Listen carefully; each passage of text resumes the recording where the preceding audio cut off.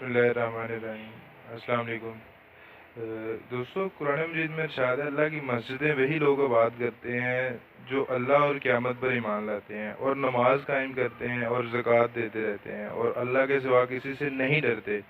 قریب ہے کہ وہی لوگ ہدایت والے ہیں۔ اس کے لیے بہت ہی بڑی جو مجرمانہ جرت، ظالمانہ جرت چاہیے ہوتی ہے کہ اس مسجد کو شہید کر دینا جہاں پہ 30 سال نمازیں ادا کی گئی ہوں، تراویح ادا کی گئی ہو، اعتکاف کیا گیا ہو، سنت نوافل ادا کیے گئے، 30 سال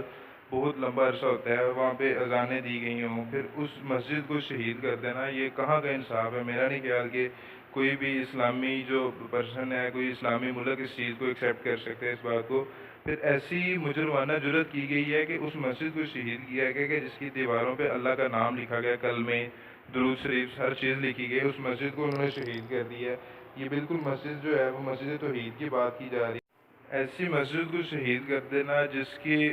الماریوں میں قرآن مجید کے نسخے پڑے ہوں، محراب میں منبر رسول پڑا ہو، تو ایسی مسجد کو شہید کرتے ہوئے میرا خیال ہے کہ انسان کا دل کانپ جاتا ہے، ہاتھ کانپ رہا دور کی بات ہے، انسان کا جسم کانپ جاتا ہے، انسان کا دل کانپ جاتا ہے کہ یار یہ میں کر کیا رہا ہوں۔ اور انہوں نے اسلام آباد کے اندر مسجد جو کہ 30 سال سے تھی اس کو شہید کر دیا گیا بغیر کسی نوٹس کے۔ بتایا جاتا ہے کہ گورنر جو پنجاب ہے چودھری سرور صاحب، ان کے تھرو انہوں نے کئی دفعہ کوشش کی ہے کہ اس مسجد کو شہید کر دیا جائے، اس کو غیر قانونی قرار دیا گیا، مگر انہوں نے اللہ کے خوف سے سرور صاحب نے انکار کر دیا، ہاتھ کھڑے کر لیے کہ یہ کام میں نہیں کر سکتا۔ پھر بھی انہوں نے یہ اس چیز سے باز آئے اور انہوں نے اسلام آباد کے اندر جو مسجد شہید کی ہے اس کا بتایا جاتا ہے کہ اس کی جو ٹوٹل لاگت آئی ہے نا، تعمیراتی لاگت، اس کی 3 کروڑ روپے اس پہ لاگت آئی ہے، اور یہ مسجد 1988 میں پہلے تعمیر کی گئی تھی، پھر اس کو شہید کر دیا گیا تھا، پھر اس کے بعد 1997 میں دوبارہ تعمیر کی گئی تھی جو ابھی تک آباد تھی، مگر یہ ظالم لوگوں نے اس کو بھی شہید کر دیا ہے۔ اللہ تعالیٰ ان سے ضرور ان کا حساب لے گا۔ اگر وہ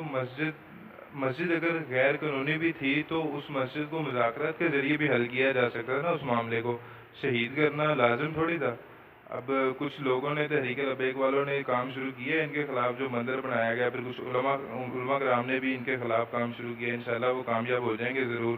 اور پھر اس مسجد کے مقابلے میں مندر بنا دیا گیا۔ تو میں تو یہی کہوں گا کہ مسجد کی جو شہید ہے اس کو شہید کرنے کا مقصد میرے خیال میں یہی ہو سکتا ہے کہ وہ مندر کی تعمیر سے لوگوں کی توجہ ہٹانا تھا،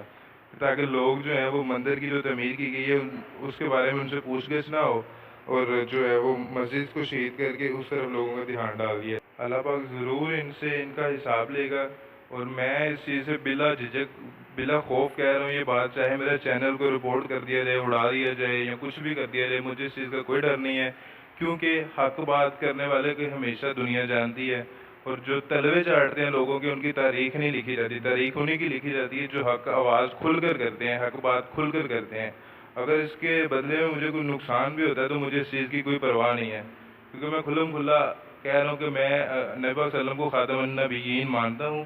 اور ان کے لیے جو بھی میں کر سکتا ہوں میں انشاءاللہ تعالیٰ اپنی جان تک قربان کرنے کے لیے تیار ہوں۔ فی امان اللہ۔ اگر کسی کو کچھ برا لگا تو میں اس سے معذرت کرتا ہوں، مگر میں نے کوئی غلط بات کی نہیں۔ اللہ حافظ۔